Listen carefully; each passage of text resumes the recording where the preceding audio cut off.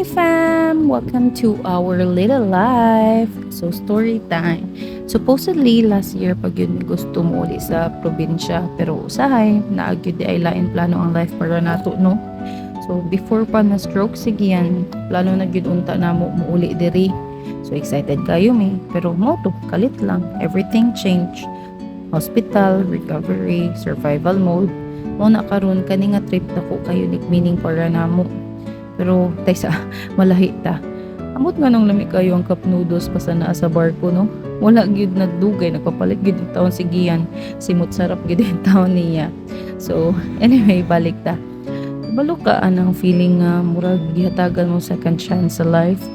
Mao gyud niya mong feeling karon dili pa perfect, dili pa okay tanan, pero at least naa na mi diri, di ba?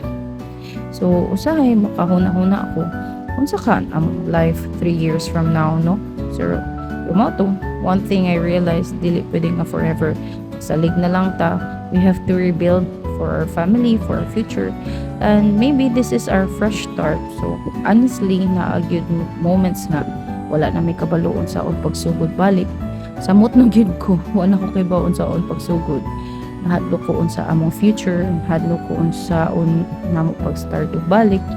But seeing Kayla o si Gian here today, murag miracle na gyud siya for us. So, kay bawta nga ang recovery is very slow pero among pangandoy dili lang mo stop diri. So, one day mabalik ra gyud mi diri not just to visit lang but to finally start the life we prayed for.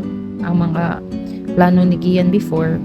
So, Moto, thank you for being here, fam. Amping always. And we'll see you in the next vlog. Bye-bye! Ingkay. Tulon basket.